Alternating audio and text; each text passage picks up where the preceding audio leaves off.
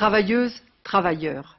Aucun des candidats qui ont une chance d'être au deuxième tour ne propose un programme susceptible d'apporter une solution au chômage, à la crise du logement et à la baisse du pouvoir d'achat, qui sont les principaux maux qui frappent toutes les classes populaires.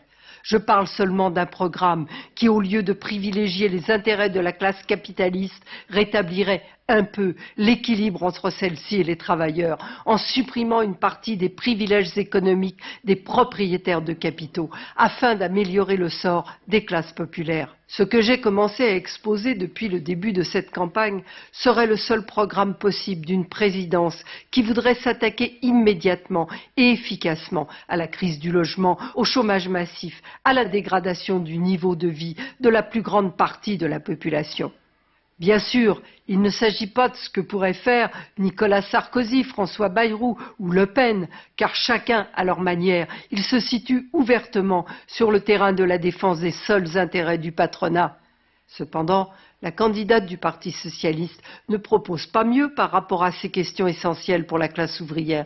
Elle propose de porter le SMIC à 1 500 € bruts d'ici 5 ans, ce qui fait qu'étant donné la hausse du coût de la vie, cela ne donnera pas plus de pouvoir d'achat.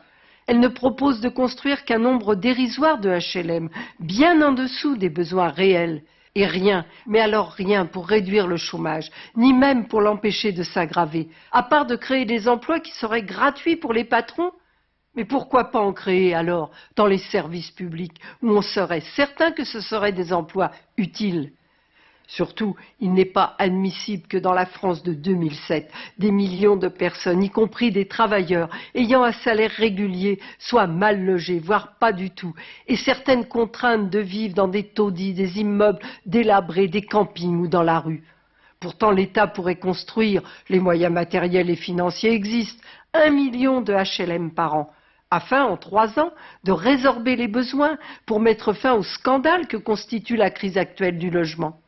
Il n'est pas admissible non plus que le chômage écarte des activités utiles à la collectivité plusieurs millions de personnes, alors que celles qui ont un emploi sont astreintes à des charges de travail de plus en plus lourdes. Un programme réellement démocratique déciderait la possibilité du contrôle par les travailleurs et par la population de la comptabilité détaillée de toutes les sociétés. Chacun pourrait voir ce que sont réellement les finances et les transferts d'argent de celles qui prétendent être en difficulté et vérifier que les suppressions d'emplois, dans l'immense majorité des cas, ne sont pas la conséquence de contraintes économiques, mais celles de la soif de profit des propriétaires.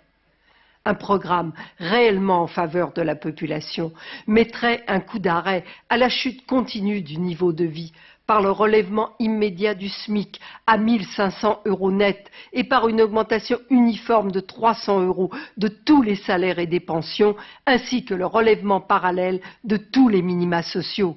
Le financement de ces mesures reposerait sur une augmentation sélective des impôts, qui ne toucherait que les revenus très élevés et les bénéfices des sociétés, en particulier celles du CAC 40, et de façon modérée par rapport à l'ampleur de leurs profits.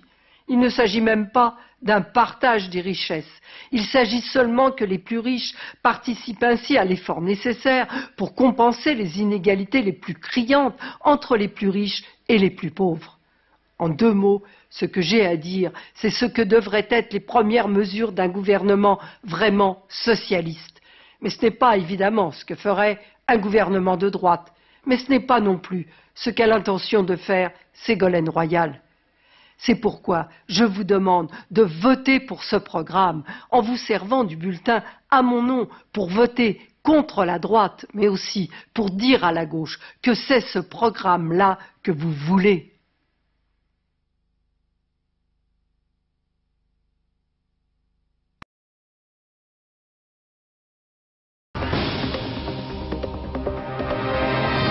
Le point commun qu'on a ici, c'est qu'on est tous révoltés et qu'on pense que la société, on peut toujours la changer.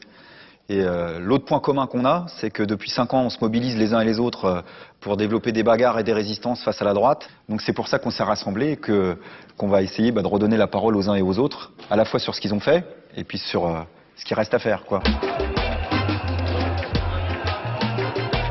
Dans cette campagne, on essaye de nous mettre sur la bonne voie qu'aime bien la droite, mais aussi aujourd'hui, on voit la gauche, c'est les problèmes d'insécurité, d'immigration. Il y a beaucoup de responsables politiques qui aimeraient que 2007, ce soit de nouveau 2002, et qu'on parle que d'insécurité du matin jusqu'au soir, avec en plus une variante sur l'identité nationale et l'intégration, la Marseillaise, le drapeau bleu, blanc, rouge et compagnie. Alors que la droite et l'extrême droite fassent ça, c'est pas franchement surprenant, parce que c'est un moyen de pas répondre aux questions sociales qui sont posées par les mobilisations sociales dont on parle depuis le début, mais que ça vienne de la gauche, c'est quand même plus surprenant, quoi. Aujourd'hui, on constate qu'un des problèmes pour les retraites, c'est que déjà les fameuses annuités nécessaires pour avoir une retraite à taux plein, eh ben, on est de moins en moins à pouvoir y arriver. Et maintenant, les retraités, c'est un des secteurs de la population où on note l'apparition de poches de pauvreté. Le minimum vieillesse aujourd'hui, c'est environ 620 € par mois.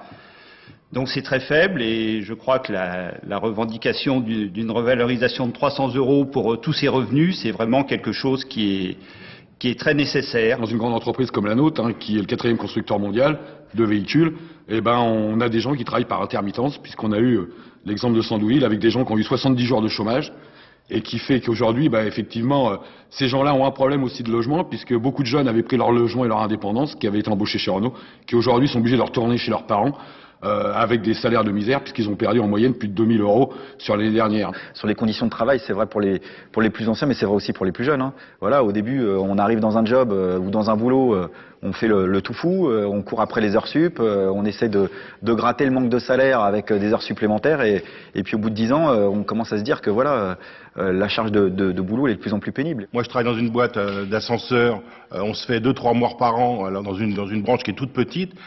Pourquoi ? Parce que les conditions de travail sont terriblement dégradées, notamment pression sur le travail. La sécurité au travail, c'est 2 morts par accident de travail par jour, 8 morts par l'amiante par jour. Et ces morts-là, on n'en parle jamais parce que c'est jamais que des prolos, quoi. Sur les salaires, on a besoin aussi d'avoir une représentation du mérite et de ce que les gens donnent pour l'entreprise. Et si vous voulez encore faire de l'ironie, 1500 € brut dans 5 ans, moi ça me va pas, quoi. Nous, on n'a pas un point de vue pleurnichard sur la société, on demande simplement notre dû. Le respect auquel on a droit, puisque c'est 90% de la population qui fabrique des biens, des richesses, des services et qu'on voit finalement jamais la couleur. Aujourd'hui, moi j'habite la banlieue parisienne, les logements ils ont augmenté quasiment de 50% en 10 ans. Et les salaires, ils n'ont pas augmenté de 50% en 10 ans, ça se saurait. Et je crois que le problème du logement, c'est aujourd'hui un problème fondamental. Et quand on est dans une société où il y a des centaines de milliers de logements vacants et que par ailleurs on a des gens qui dorment dans la rue, il y a quand même un truc qui tourne pas rond, quoi. Tout ce que vous racontez là, nous, c'est notre avenir. Le CPE, ça a été la goutte d'eau qui a fait déborder le vase. En plus de tout ça, on nous proposait de nous jeter à n'importe quel moment comme un simple Kleenex, quoi. Nous, on pense que, il y a un certain nombre de mesures qui, pour les jeunes, permettraient d'améliorer notre situation quotidienne, que ce soit une allocation d'autonomie pour tous les jeunes, qui permettrait justement qu'on soit pas obligé de taffer en plus d'aller en cours. Moi, je travaille 17h30 par semaine en plus de mes 25 heures de cours. Au bout d'un moment, voilà, quoi. La semaine, ça devient compliqué. Il faut effectivement des revenus plus importants pour vivre mieux, mais quelque part, effectivement, on parle beaucoup de la petite enfance ou le 4e âge, etc. C'est-à-dire un certain nombre de services publics à développer ou à reconquérir. Il faut vraiment prendre le service public comme une garantie minimum, mais garantie quand même qu'effectivement, on a tous accès, quels que soient les territoires, quels que soient les âges, quelles que soient les professions, au moins au bien commun. On s'est encore bagarré dans mon hôpital récemment, dans le service de psychiatrie, parce qu'ils voulaient supprimer encore 6 postes. Et on s'aperçoit que tous les pans qui sont intéressants vont au privé, et puis dans le public, on garde bien sûr toutes les contraintes, tout ce qui est l'accueil 24 heures sur 24, toutes les urgences. Il faut entendre à chaque fois la souffrance des soignants qui disent on ne peut pas donner la qualité de soins qu'on voudrait donner aux gens. Et ça, c'est vraiment insupportable. On est de plus en plus nombreux à accepter un minimum de serrer la ceinture, que ce soit dans nos conditions de travail, que ce soit dans les baisses de rémunération, les blocages de rémunération ou les prestations sociales qui diminuent, parce que le venin qu'on nous distille dans la tête, c'est le fait que la France s'appauvrirait et qu'il n'y aurait plus les moyens finalement de vivre correctement, ni au boulot, ni dans la vie de tous les jours. Or, voilà, le problème c'est que des richesses, il n'y en a jamais eu autant en France qu'en ce moment, et la redistribution de ces richesses, elle n'a jamais été aussi inégalitaire qu'en ce moment. On est chacun dans notre coin, que ce soit au service public, dans le privé ou au quotidien, à amener des bagarres, un petit peu séparément, parfois tous ensemble, avec ou sans victoire. Mais une chose qui est claire, c'est quel que soit le gouvernement qui sortira des urnes, les bagarres, il faudra continuer à les mener. Donc ce vote, pour nous, c'est aussi un encouragement aux luttes, à toutes les luttes qu'on a menées, qu'on parlait à des tas de personnes, et celles qui devront être menées dans les 5 prochaines années.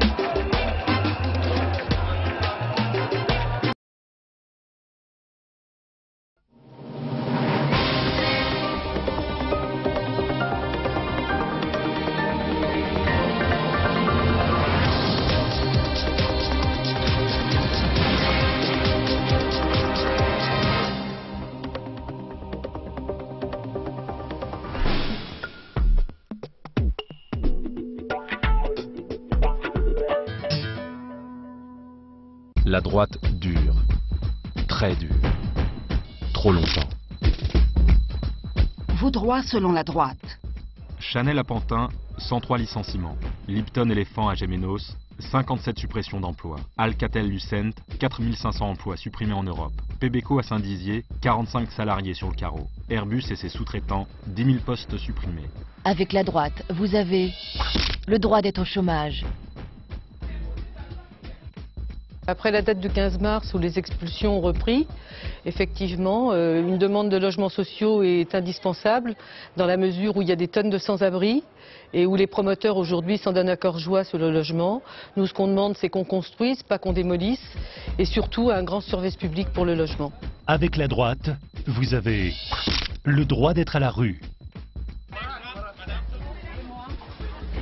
Les retraités vivent mal. Ils ne partent pas en vacances, ils ne prennent pas de loisirs, ne participent pas aux initiatives de culture parce qu'ils vivent, notamment les femmes, avec 600 €, voire 900 € mensuels. Il faut 1500 € minimum de retraite, le plus vite possible. Avec la droite, vous avez le droit d'être pauvre. La création artistique souffre du manque de moyens. Moins de production, moins d'emplois, des contrats à très courte durée. Les professionnels sont en situation précaire. C'est toute la culture qui est attaquée par la logique commerciale. Avec la droite, vous avez le droit d'être précaire. L'extrême droite en rêve. La droite sait le faire. Il y a plusieurs manières d'exclure les gens. Par exemple, en enfermant les travailleurs étrangers dans la clandestinité ou en raflant leurs enfants jusqu'aux portes des écoles. On peut aussi faire des amalgames entre jeunes des banlieues et racailles, entre immigration et insécurité. Ou refuser à des couples de même sexe le droit d'adopter et d'élever des enfants. Ou encore vouloir créer une santé pour les riches et une pour les pauvres. La liste est sans fin et inacceptable. Avec la droite, vous avez le droit d'être exclu. Depuis 5 ans, la droite a enclenché la régression des droits sociaux. Pour beaucoup, la vie est très dure. Pour la jeunesse, trouver un travail, une bonne formation, c'est le parcours du combattant. La droite tente de précariser à vie tous les salariés. Le droit à la retraite, au logement, à la santé. Ces droits fondamentaux sont dans le viseur de Sarkozy et de son frère jumeau Bayrou. Ils veulent construire une société du profit, où l'humain ne compte plus. À ces inégalités sociales s'ajoutent les discriminations qui portent atteinte à la dignité des personnes. Les femmes sont payées 21% de moins que les hommes. À formation égale, un jeune issu d'un quartier populaire aura moins de chances de trouver un emploi. Nous méritons mieux qu'une société de violence économique. Nous voulons une société solidaire.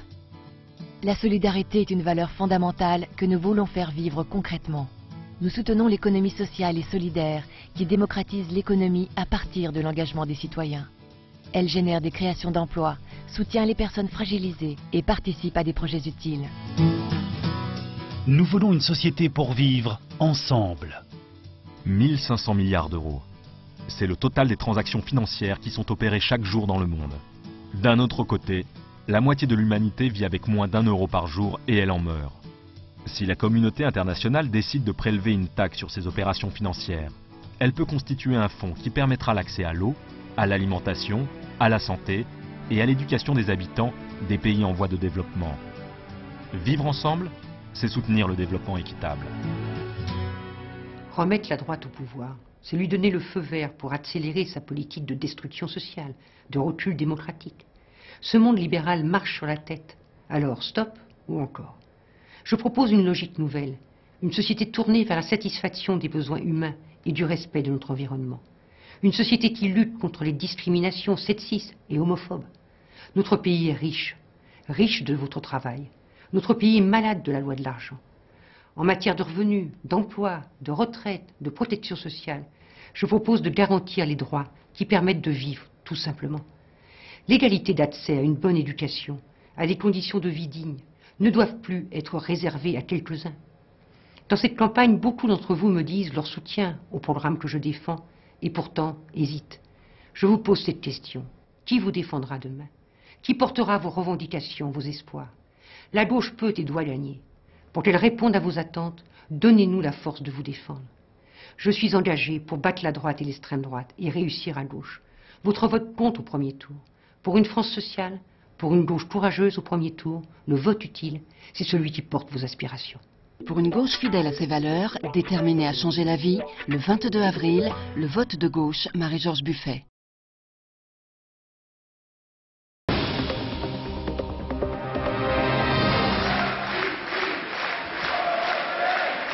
Dites-le fort, il faut le dire fort. Ça suffit l'Union européenne. Allez, on y va.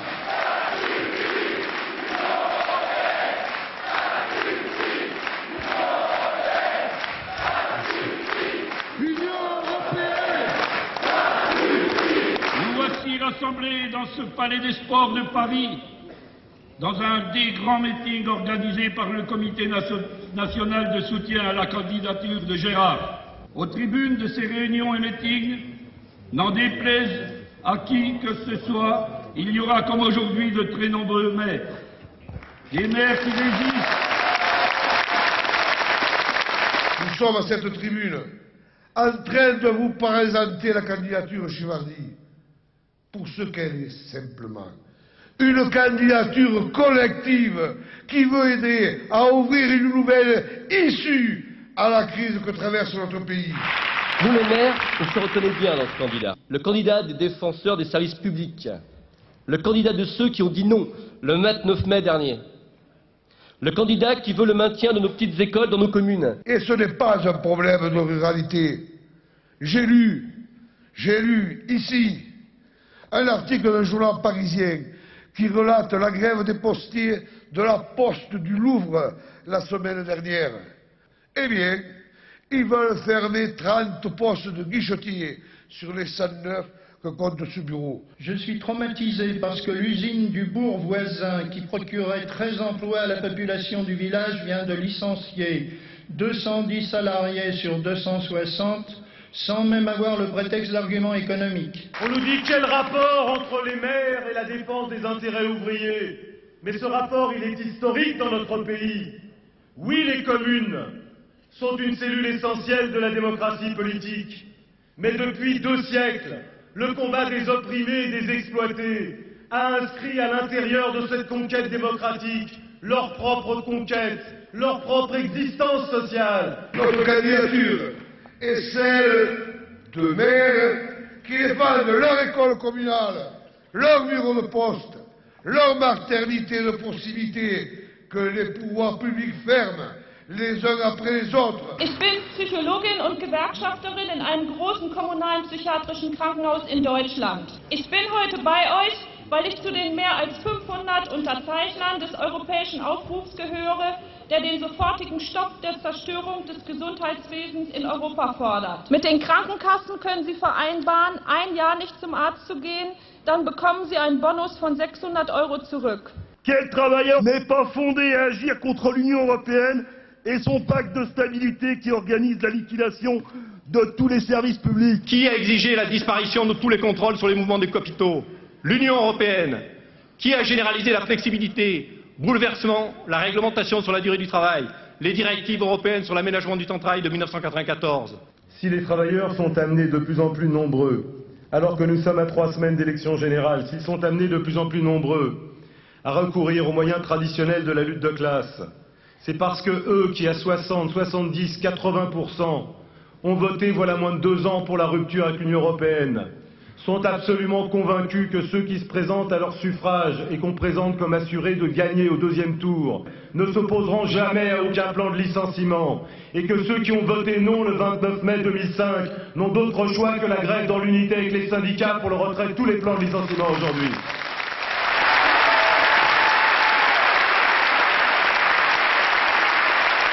Il y a un an, presque jour pour jour, on était des millions dans la rue et il y avait des centaines de milliers de jeunes. Et qu'est-ce qu'on demandait? Avoir un vrai travail avec un vrai salaire. Un jeune sur 4 est au chômage. 40% des jeunes sont en contrat précaire. Il y a plus d'un étudiant sur 2 qui, 5 ans après sa sortie de la fac, n'a ni travail ni logement. On me parle de sécurité, les problèmes de... Mais j'y attendais, donnez-leur un vrai travail à tous ces jeunes avec un toit pour se loger. et 90% des problèmes seront finis.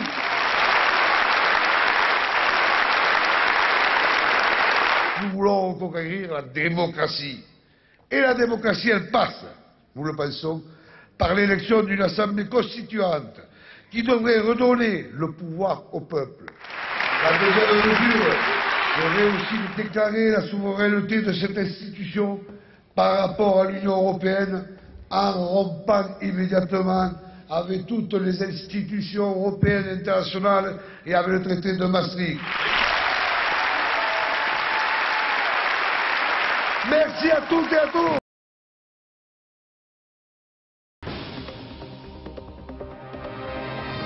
José, tu dis que tu es le candidat de l'écologie et du social, mais concrètement, le rapport entre les deux, je vois pas trop, quoi. Écoute, c'est simple, je vais te prendre deux exemples, les OGM et le nucléaire. Aujourd'hui, le nucléaire, ça représente énormément d'argent, ça crée très peu d'emplois, alors qu'il y a une alternative avec les énergies renouvelables. C'est cela qu'il faut aujourd'hui développer.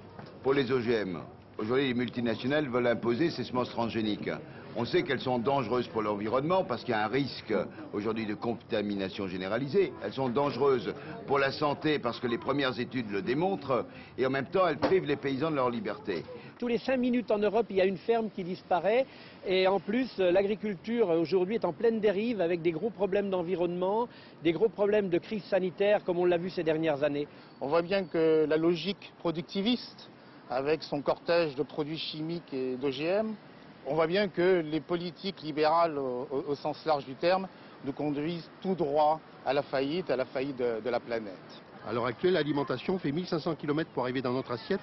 C'est un scandale sur le plan de l'économie d'énergie et sur le plan du climat, alors que l'on peut produire une alimentation saine à proximité. Ce que je constate dans cette campagne, c'est qu'il y a énormément d'initiatives qui foisonnent, et notamment d'autres façons de produire. Et si on est capable de s'affranchir de la loi du fric et du marché, eh bien, un autre monde est en marche, et je crois vraiment que c'est possible, non? Oui, c'est possible. Les AMAP en sont un bon exemple, puisque c'est une alternative qui permet à l'agriculteur de sortir de l'économie de marché, de la spirale infernale, du toujours plus beau, toujours moins cher, et pour aller dans le qualitatif et pour produire une vraie nourriture. Les AMAP, c'est une association pour le maintien d'une agriculture paysanne. C'est un système très simple, qui remet le paysan au cœur de son rôle, qui est un rôle nourricier. Donc des familles se regroupent entre elles dans un quartier et passent à un partenariat avec une ferme le plus près possible de chez elles. Et elles s'engagent vis-à-vis de cette ferme, vis-à-vis du fermier, elles lui disent on veut des produits sains, diversifiés de saison. Et en contrepartie, on se partage ce que vous allez récolter. On se partage entre nous ce que vous allez récolter. Et on s'engage financièrement à l'avance. Quand José Bové dit il faut que l'agriculture remplisse sa fonction de souveraineté alimentaire, ça me convient bien parce que c'est remettre l'agriculture sur l'ensemble des continents au service de l'ensemble des populations. C'est la lutte contre la malbouffe et c'était l'idée de dire que la santé, l'environnement et finalement l'être humain doit passer avant l'économique, avant tout ce qui est marchandisé et que ça doit être prioritaire en toute chose.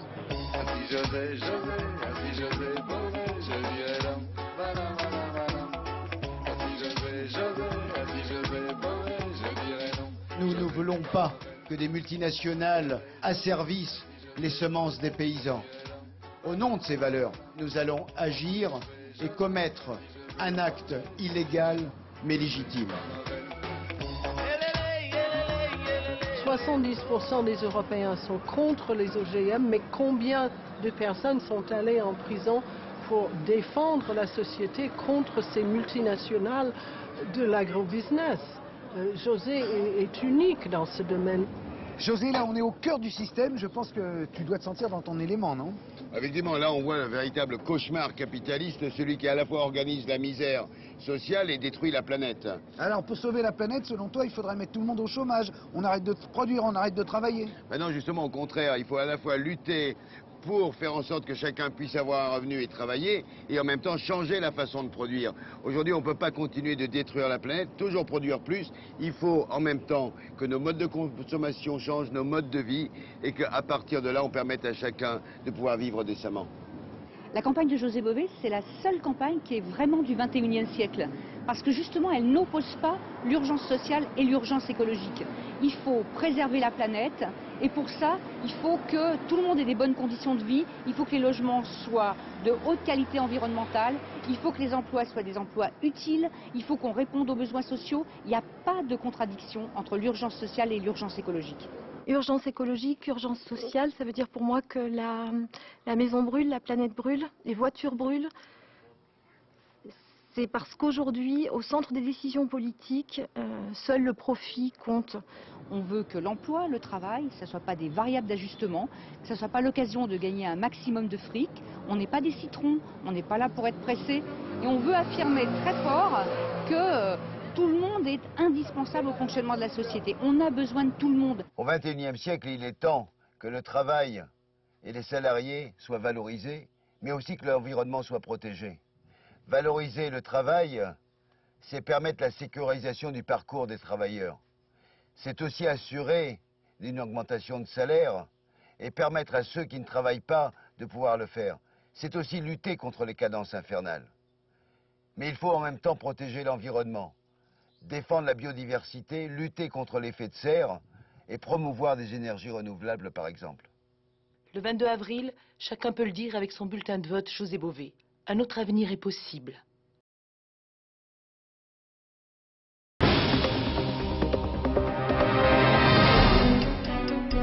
Depuis le sommet de Rio, nous avons connu les 10 années les plus chaudes de l'humanité. Rappelez-vous la tempête de l'hiver 99, la canicule de l'été 2003, l'ouragan Katrina.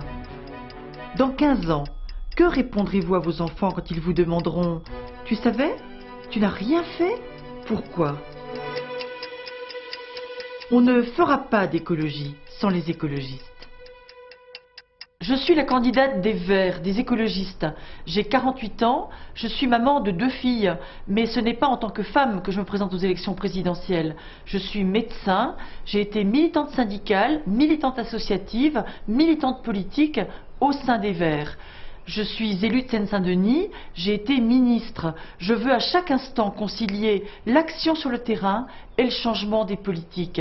Depuis 20 ans, l'écologie, c'est vraiment toute ma vie. Je suis professeure des écoles. Cette année, j'ai une classe à double niveau, un CP-CM2. En classe, nous travaillons sur la révolution française, la révolution industrielle, mais la révolution écologique. Qu'est-ce que ça veut dire? Et surtout, comment rendre les enfants acteurs de cette révolution? C'est très difficile de parler de l'école dans notre pays. Nous avons été des élèves, nous sommes des parents, nous connaissons des enseignants, nous avons tous un avis sur cette question. N'est-ce pas tout simplement incroyable qu'on ose encore demander à l'école de réparer seule les dégâts de 30 ans de crise? La situation, nous la connaissons. Des réformes qui s'empilent et qui arrivent d'en haut sans concertation. Une pression de plus en plus forte sur les enfants et sur les enseignants, avec des conséquences très graves. Un échec scolaire massif, chez des enfants humiliés, cassés, qui n'ont plus confiance en eux-mêmes, une grande souffrance chez les enseignants, qui aimeraient beaucoup aider leurs élèves et qui ont le sentiment de ne pas pouvoir le faire, et puis une énorme colère à l'égard de la hiérarchie, à l'égard des gouvernements qui se succèdent et qui donnent l'impression de charger encore et encore la barque. Alors les solutions, nous les connaissons et nous avons envie de les mettre en œuvre. D'abord, commencer à accompagner les familles dès les toutes premières années. Un service public de la petite enfance est indispensable. Ensuite, revoir et alléger les programmes scolaires. Tout n'est pas prioritaire. Nous devons faire en sorte que nos enfants aient des fondations solides pour leur permettre ensuite de se préparer à des orientations et à des choix différents au cours de la vie.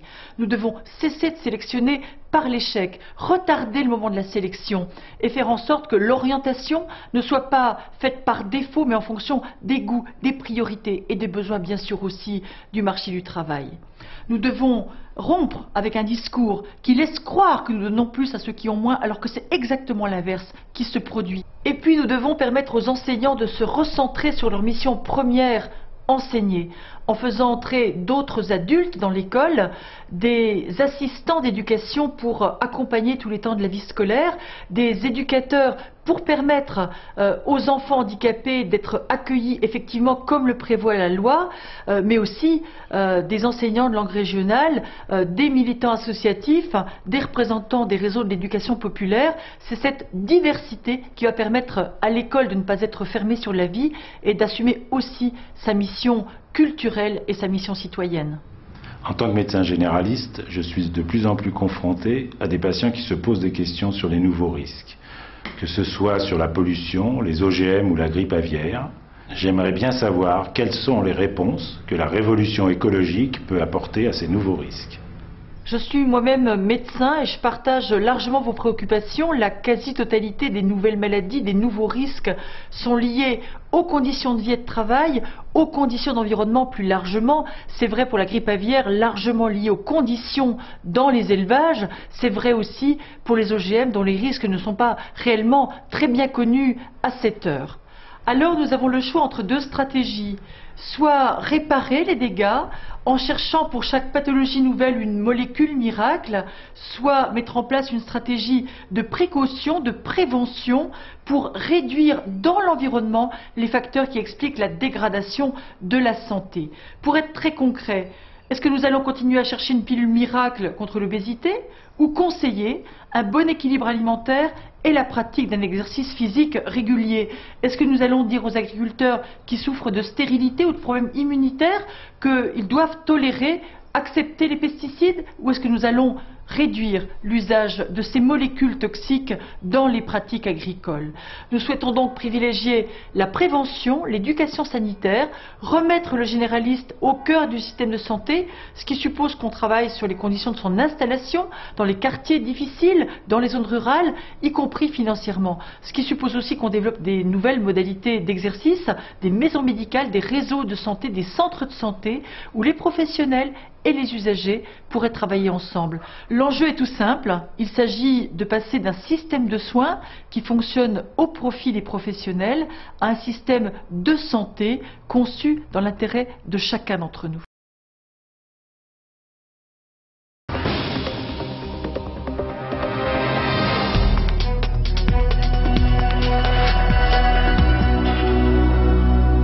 Mes chers compatriotes, le choix que vous allez faire le 22 avril prochain engagera la France pour longtemps. C'est pourquoi j'ai voulu que les citoyens prennent la parole. Je veux porter votre voix dans cette élection présidentielle. La politique doit partir de la réalité de la vie des gens, être attentive aux leçons que le peuple donne, comprendre que le citoyen est le mieux placé pour faire le diagnostic de sa vie et pour dire au nom de quelles valeurs la gauche doit agir. Et de tout cela, de ces messages de détresse mais aussi d'espérance, j'ai retiré le pacte présidentiel que je vous propose aujourd'hui.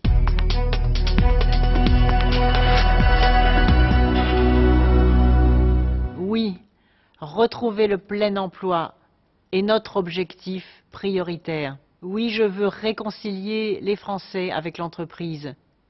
Je veux aider les PME créatrices d'emplois et donc de richesses. Je mettrai en place une logique gagnant-gagnant qui soutiendra les entreprises qui innovent, qui exportent, qui créent de l'emploi. Et je le dis ici très clairement, les entreprises qui délocaliseront alors qu'elles font des bénéfices ou qui licencient alors qu'elles distribuent des dividendes aux actionnaires devront rembourser toutes les aides publiques. Je ne veux pas non plus, et vous non plus, je l'ai entendu, vous me l'avez dit, d'une société dans laquelle le travail rapporte moins que les revenus de l'assistance. Je veux et je ferai en sorte que tout bénéficiaire des minima sociaux qui reprend un travail voit ses revenus s'améliorer. Nous ferons en sorte, et c'est l'engagement que j'ai pris dans le pacte présidentiel, de relever le pouvoir d'achat des petites retraites et des bas salaires, la lutte contre la vie chère, avec en particulier le contrôle des abus bancaires qui font basculer les familles dans l'endettement et dans le surendettement, n'est plus tolérable.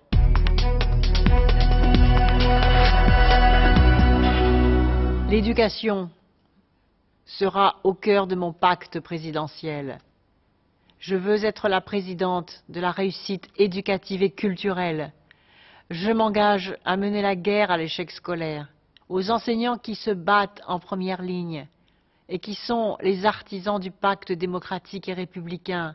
Je m'engage à apporter soutien, reconnaissance et moyens pour leur permettre d'exercer leur mission. Je veux mettre en place un service public de la petite enfance et la scolarisation dès l'âge de 3 ans. Je veux un soutien scolaire gratuit pour chaque élève. Je donnerai à nos universités les moyens de faire réussir les étudiants avec davantage d'autonomie. Les filières professionnelles seront développées.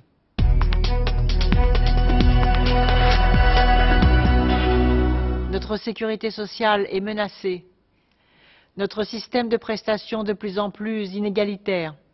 L'inégalité dans l'accès aux soins est souvent redoublée, aggravée par l'inégalité entre les territoires. Vous savez qu'il faut des mois dans certaines régions pour obtenir un rendez-vous chez tel ou tel spécialiste. Eh bien, nous rétablirons l'égalité dans l'accès aux soins. Je créerai des dispensaires de proximité dans les quartiers urbains et dans les zones rurales isolées.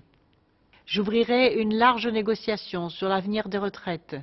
Les personnes âgées doivent en effet pouvoir rester à leur domicile, si elles le souhaitent, le plus longtemps possible. Et pour les personnes les plus dépendantes, je veux augmenter le nombre de places et la qualité des structures d'accueil.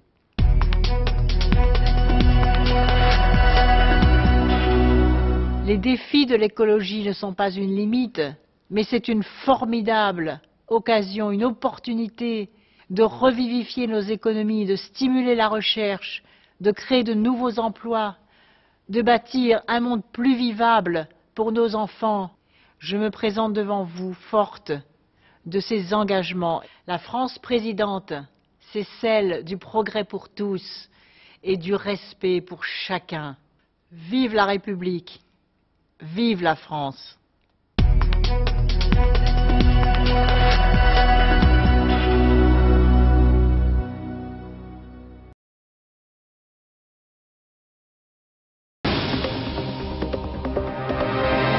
Ma conviction profonde est celle-ci. Notre mission est de rendre au peuple français un bien précieux, un bien unique, qu'il a perdu de vue depuis longtemps et qui porte un nom tout simple. Ça s'appelle l'espoir.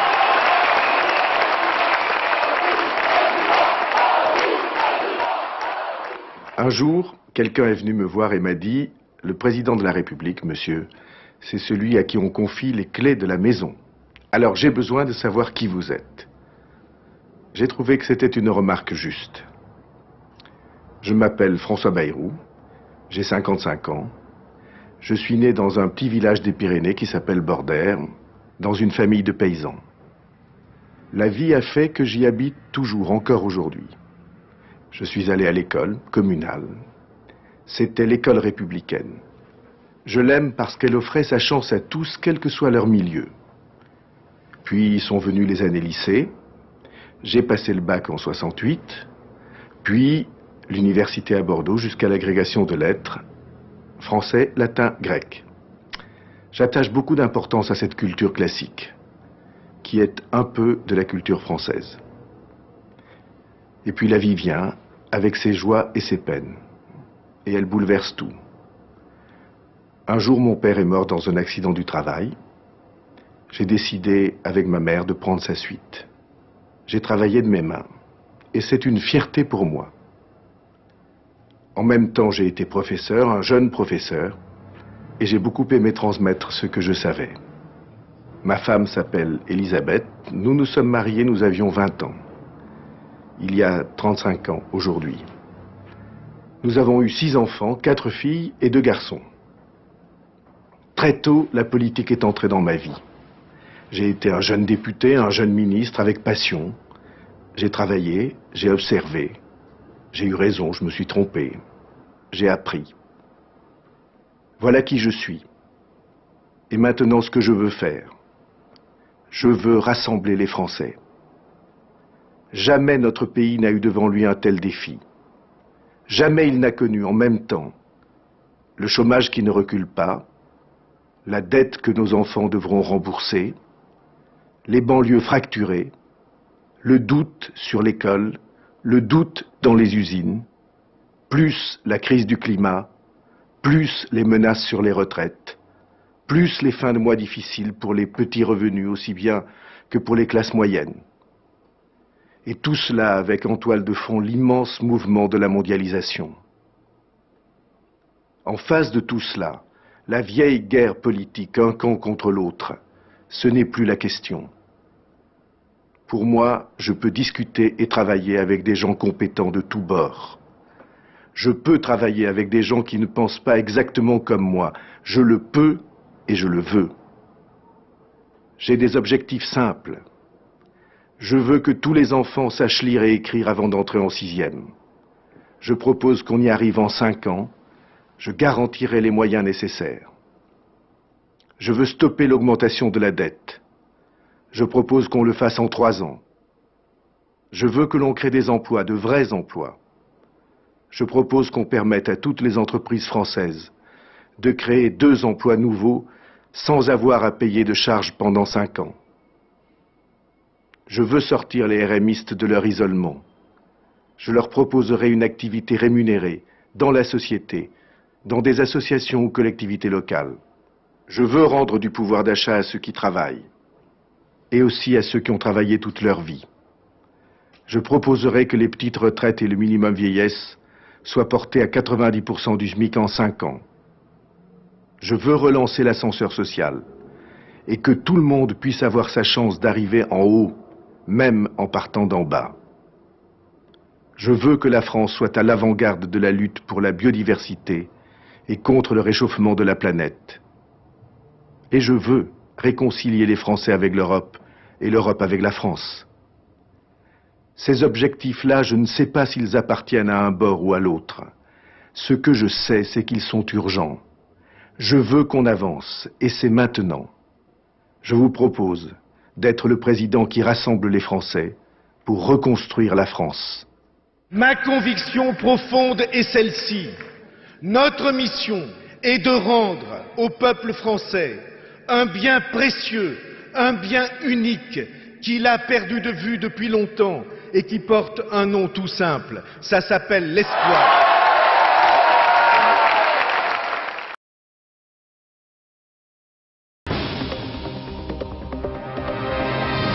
Mes chers compatriotes, je veux que l'on cesse de confondre assistance avec solidarité. Si je suis élu président de la République, j'augmenterai les indemnités des chômeurs. Mais en contrepartie, je demanderai qu'aucun chômeur ne puisse refuser plus de 2 offres d'emploi correspondant à ses capacités professionnelles. Si je suis président de la République, je dirai à tous les jeunes des quartiers difficiles que je vais les aider à trouver une formation et un emploi. Mais je leur dis que nul ne peut demander et être aidé par la société s'il n'est pas capable de se donner par lui-même le mal nécessaire pour s'en sortir.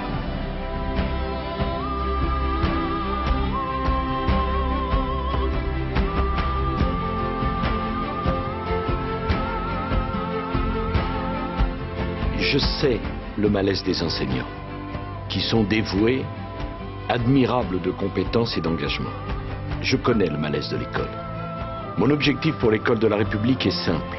Je veux l'excellence. Je veux qu'aucun jeune ne puisse sortir sans savoir lire, écrire, compter, sans avoir une qualification qui lui permette dans la société de connaissances, qui est celle du XXIe siècle, de se faire une place. Je veux une école du respect. Je veux une école de la transmission de nos valeurs, le travail, le mérite, l'autorité, le respect. Je veux pour chacun d'entre vous la liberté de choisir son école, que cela soit l'école publique ou l'école privée. Je veux moins d'élèves dans les classes difficiles. Je veux une meilleure rémunération pour les enseignants qui prennent la responsabilité d'assumer l'enseignement dans des milieux défavorisés, où c'est plus difficile, où il faut s'engager davantage.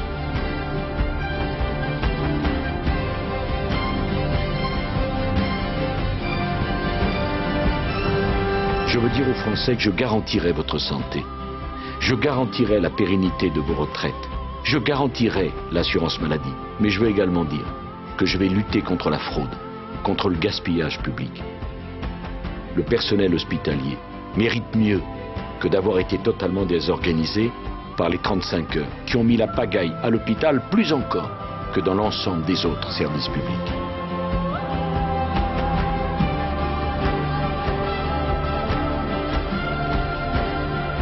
Je veux engager une très grande ambition au service de nos compatriotes les plus âgés, ceux qui sont dépendants, ceux qui se retrouvent frappés par ce drame qu'est la maladie d'Alzheimer.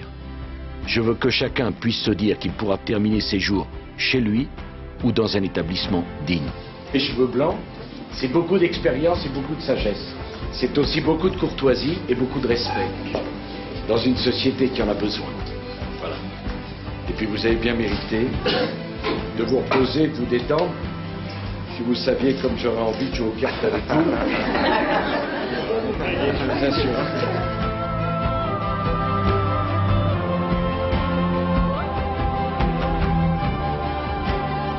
Je veux vous parler de vos retraites. Nous allons vivre plus longtemps. Si nous ne cotisons pas plus longtemps, il n'y a aucune chance que nous assurions le financement de nos retraites. Ceux qui vous proposent de revenir sur les lois Fillon sont ceux qui sont incapables de vous garantir la pérennité de vos régimes de retraite. Et en même temps, je sais qu'il y a beaucoup de petites retraites. Les artisans, les agriculteurs, les commerçants, 3 millions d'entre vous qui ont une retraite inférieure au minimum vieillesse. J'augmenterai de 25% vos retraites. Comment le financer? Eh bien, je ferai la réforme des régimes spéciaux. Mais je poserai également la question des pensions de réversion. Je pense à toutes les veuves qui n'ont jusqu'à présent que 54% de la retraite de leur mari défunt. Je veux porter un minimum de 60% cette pension de réversion. Et je dis également qu'à ceux qui veulent partir plus tard parce qu'ils se sentent en pleine forme et parce qu'ils veulent continuer de travailler, que je leur donnerai le droit de continuer à travailler. La personne qui a un handicap, par sa spontanéité, par sa gentillesse, par son désir de donner et d'aller vers les autres, elle est importante pour notre société. Le handicap, mes chers compatriotes, ça peut frapper tout le monde, à n'importe quel moment, dans n'importe quelle condition. Le handicap, c'est la maladie qui s'abat ou c'est l'accident qui brise une vie en même temps qu'un corps. Les handicapés ne doivent pas être regardés comme des gens différents. Les handicapés, c'est nous. Le handicap porte des valeurs de courage, de dignité, de soif de vivre, qui sont utiles pour la société française. Beaucoup de Français réclament la solidarité. Moi, je pense que s'il en est une catégorie qui en a besoin, c'est bien celle des handicapés et de leur famille. Je répondrai à leurs aspirations. Je ne veux pas qu'on les laisse de côté. La façon dont on traite les handicapés dans un pays, c'est la façon dont on respecte la société et ce pays.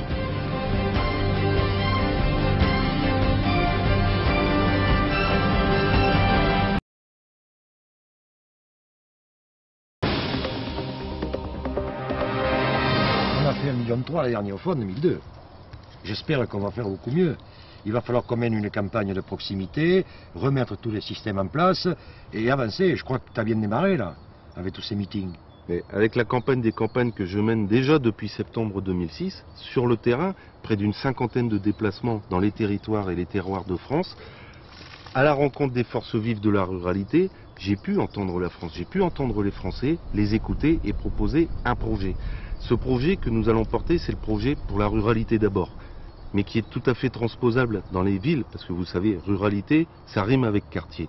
On peut faire du développement économique, créer des emplois, on peut soutenir notre agriculture, mettre fin à la fermeture des services publics, lutter contre la désertification médico-sociale, porter une autre Europe. Une autre écologie est également possible dans notre pays, une écologie incitative, respectueuse de l'homme et de ses activités, un projet collectif, un projet de solidarité dans notre pays qu'on peut facilement transposer dans les villes. Ruralité, ça rime avec quartier. Il n'y a pas de Français de seconde zone, il n'y a pas de territoire de seconde zone dans ce pays. Tout le monde a droit à sa part de progrès et de développement. Et là, on peut d'ailleurs, dans ce territoire, on peut insérer le problème de l'écologie, parce que les Verts, avec leur système qui est très sectaire, et le nôtre qui est incitatif, je crois qu'on doit pouvoir faire l'équilibre entre tout ça. Mais l'écologie de salon, on en a assez. Il est temps de passer à une écologie incitative, une écologie d'équilibre, qui va respecter l'homme et ses activités, qui va donner à tout le monde à la fois les moyens et l'intérêt d'agir bio, d'agir écologique, parce que ça coûtera moins cher. Aujourd'hui, c'est du luxe. Et il faut combattre justement et rejeter cette écologie punitive portée par les Verts. Et c'est bien pour ça que je n'ai pas signé d'ailleurs le pacte écologique de Nicolas Hulot. Ça, c'est bien. Parce que cette écologie ne fonctionne qu'à coup de taxes, de punitions, de restrictions, de sanctions, d'exclusions, qui va faire de nos zones rurales des réserves d'Indiens. Ça suffit. Les vieilles recettes du passé qui justement ne marchent pas, puisque l'environnement va plus mal aujourd'hui qu'il y a 25 ans. C'est justement que ça ne marche pas. Il est temps de passer à autre chose. Il nous faut une écologie humaine, une écologie réaliste, une écologie d'équilibre, une écologie incitative. Je crois qu'on a raison de développer le territoire comme on le dit, comme on le fait. Chasseurs, pêcheurs, agriculteurs. C'est vrai que l'agriculture, c'est un point important. Il faut peut-être qu'on en dise un peu plus. Le problème de la ruralité, justement, c'est qu'elle est composée de minorités. Les agriculteurs, les chasseurs, les commerçants, les artisans, les élus des petites communes. Et qui tous connaissent d'énormes problèmes parce qu'ils sont sacrifiés. On est minoritaire, résultat, les pouvoirs publics, de gauche comme de droite, nous oublient complètement. On a besoin d'inverser cette tendance, d'assurer une politique d'aménagement du territoire équilibrée, où tout le monde aura sa part de progrès, sa part de développement. C'est ça qui compte, c'est une égalité des chances pour tous. Alors il s'agit de soutenir par les charges, par une baisse de la fiscalité, l'installation des artisans, des commerçants, des petites entreprises, surtout si ce sont des jeunes et les chômeurs qui veulent se relancer, faire de la reprise d'activité, mais en même temps, il faut soutenir l'activité rurale traditionnelle, notamment l'agriculture. Aujourd'hui, l'Europe et la mondialisation sont en train de casser nos agriculteurs. Moi, je suis désolé, il faut qu'on soutienne l'agriculture française, il faut qu'on soutienne les agriculteurs français parce qu'ils font des produits et des productions de qualité. L'Europe, avec l'élargissement, a fait rentrer nos principaux concurrents agricoles. Résultat, notre agriculture disparaît. Et il n'y a pas de volonté politique à gauche comme à droite de défendre nos agriculteurs. Il faut une préférence à la fois communautaire et une préférence française pour les productions. Oui, eh bien, et c'est là où on pourra aussi intégrer, parce qu'il ne faut pas oublier le territoire, qu'on y vit, on a notre qualité de vie, notre façon de vivre, c'est toutes ces traditions qui font la vie de chacun, les différences entre les régions, les différences entre les hommes, et peut-être aussi plus de liberté, parce que ça peut être la liberté de chasser, de pêcher, et de vivre tout simplement à la campagne. Mais il faut l'égalité des chances dans une France des différences. Une France des différences qui respectera les cultures de chacun, sans verser dans le communautarisme. Une France des différences qui respectera notre patrimoine historique, qui respectera nos langues régionales, de façon complémentaire justement à cette fameuse identité nationale dont on a tous besoin parce qu'elle sert de repère dans notre société. Et à côté de ça, il faut qu'on puisse bien vivre au pays, basé sur nos traditions, basé sur nos cultures, mais sur un projet d'avenir. Des racines fortes pour un avenir serein.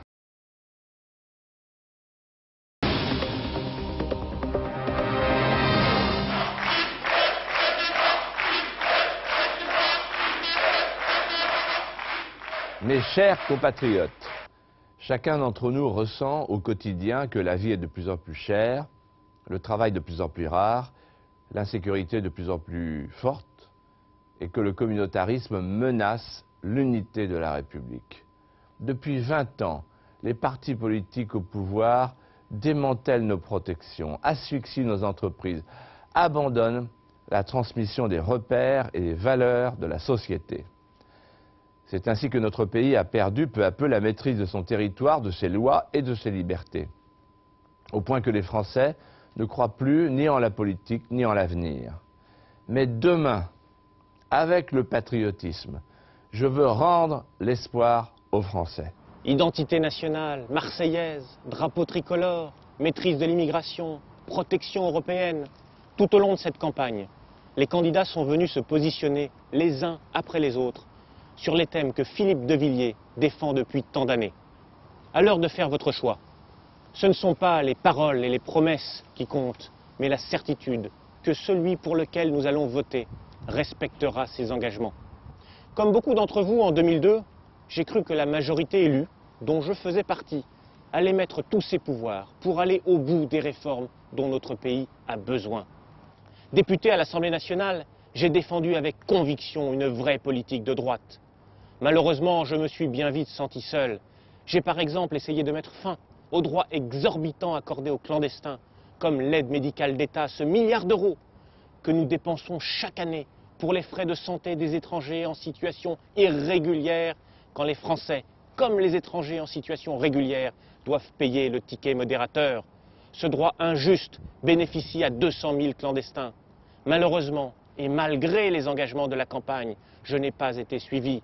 Je pensais aussi que nous avons le droit de dire que l'islam doit s'adapter à la République et non pas la République à l'islam. Mais lorsque Nicolas Sarkozy a annoncé la création du Conseil français du culte musulman, j'ai compris que la logique communautariste l'avait emporté. Comme beaucoup d'entre vous, je me suis encore senti trahi quand j'ai vu ma famille politique renoncer à abolir les 35 heures, défendre la discrimination positive plutôt que le mérite, le mariage homosexuel plutôt que la famille. Cette fois-ci, comme vous, je ne veux pas de déception.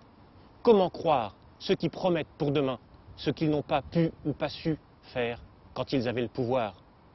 Devant tant de contradictions, on recherche une ligne droite. Cette ligne, c'est Philippe de Villiers qui l'incarne. Ses réussites locales, la cohérence de ses idées auxquelles il est toujours resté fidèle. Son projet offensif pour que nous retrouvions ensemble la fierté d'être français prouve sa sincérité et sa capacité à agir. Voter Philippe de Villiers, c'est la garantie d'une droite qui ne pliera ni devant la gauche, ni devant la rue. Aujourd'hui, le vrai vote utile pour la droite, c'est le choix de la droite patriotique de gouvernement, c'est le choix de Philippe de Villiers.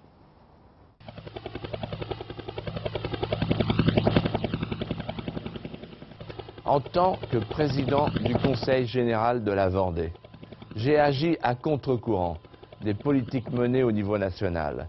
J'ai fait de la Vendée une terre de réussite. Les résultats sont là. Au classement de tous les palmarès, la Vendée fait la course en tête. Fort de cette réussite et convaincu que les grandes choses se font avec le cœur, je me présente à vous comme l'homme du patriotisme.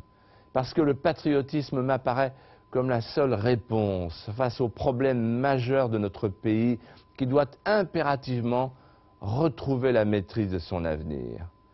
Je ne suis pas un politicien, contrairement à tant d'autres. Par tempérament et par expérience, je suis un créateur, un entrepreneur, un bâtisseur. Je vous propose d'élargir demain l'expérience de la réussite vendéenne à l'échelle de toute la France. Pour moi, le pouvoir n'est pas un bien de consommation, c'est un service. Le service des Français et de la France que j'aime. C'est pourquoi, fort de la cohérence de mes convictions, je sollicite votre confiance.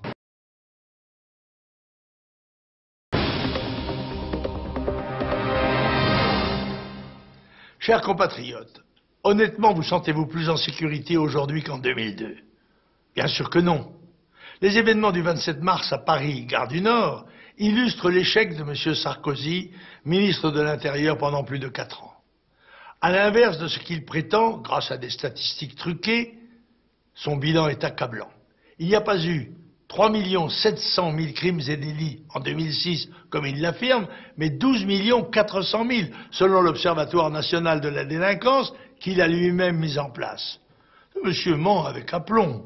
Comment oublier les 45 000 voitures brûlées chaque année, la multiplication des violences aux personnes et des agressions gratuites? Les premières victimes sont nos compatriotes les plus vulnérables, les femmes, les enfants, les personnes âgées et aussi ceux qui habitent dans les zones de non-droit. M. Sarkozy a échoué parce qu'il a poursuivi la politique de ses prédécesseurs socialistes. D'abord, la police, qui est tenue en suspicion, n'est pas autorisée à réprimer les émeutiers, qui agissent donc en toute impunité. Ensuite, l'immigration augmente au rythme de 450 000 entrées annuelles. C'est une des causes principales de l'insécurité, puisque, selon la Direction centrale de la sécurité publique, 60 à 70% des délinquants sont d'origine immigrée. Enfin, en supprimant la prétendue double peine, Nicolas Sarkozy a permis aux délinquants étrangers, comme le fraudeur de la gare du Nord par exemple, de rester en France. Pour moi, une chose est sûre. Pour un étranger résider sur le territoire français, c'est un privilège qui n'est ouvert qu'aux honnêtes gens. La sécurité est la première des libertés. Pour la rétablir, je redonnerai aux forces de l'ordre les moyens de remplir leur mission. toutes les infractions seront réellement sanctionnées par des peines promptes, certaines et incompressibles. Pour les crimes les plus graves, la peine capitale sera rétablie. La justice, aujourd'hui parent pauvre de l'État, sera renforcée et son impartialité assurée. Je veillerai à ce que les puissants, notamment les dirigeants politiques, soient, quand ils ont commis un délit, sanctionnés au moins aussi sévèrement que ne le sont les simples citoyens. Quelle peine peut-on infliger à un voleur de scooter quand un ministre qui a volé des millions aux contribuables risque juste 1 an avec sursis? Par ailleurs, il est urgent de moderniser et d'humaniser notre système pénitentiaire par un grand programme de construction de 100 000 places de prison en 5 ans. À plus long terme, le rétablissement de la sécurité nécessite la remise en ordre des institutions qui assuraient l'encadrement intellectuel et moral de notre société et que les vieilles idéologies 68ardes ont voulu détruire. Je parle bien sûr de la famille et de l'école, premier cadre de transmission des règles de la vie en collectivité, première cellule de l'éducation civique et morale des jeunes. La sécurité, elle, commence bien sûr avec l'apprentissage du respect de l'autorité familiale, scolaire, judiciaire et institutionnelle. Cette politique, cependant, serait vaine si la sécurité internationale de notre pays n'était pas assurée. Le destin tragique des Libanais, hier du Kosovo, aujourd'hui, illustre la nécessité pour chaque peuple d'avoir les moyens de défendre son indépendance. Ces moyens-là, la France est en train de les perdre. Le budget de la défense, qui représentait 2,6% de notre produit intérieur brut en 1995, est tombé à 2%. Après avoir supprimé le service national, M. Chirac a créé une armée, non pas de métier, mais de moitié, puisque ses effectifs ont été divisés par 2. Faute de crédit, nos matériels de guerre sont de moins en moins adaptés, et depuis notre réintégration dans l'OTAN, nous avons perdu notre indépendance militaire. Chers compatriotes, ne croyez pas les démagogues qui vous disent que nous pouvons compter sur l'ONU, sur l'OTAN ou sur l'Union européenne pour nous protéger. La France, puissance européenne et maritime, membre du Conseil de sécurité des Nations Unies, doit assurer elle-même sa défense. Pour renouer l'indispensable lien entre l'armée et la nation, je propose la création d'un service militaire volontaire de 6 mois, assorti d'un droit d'accès prioritaire à la fonction publique.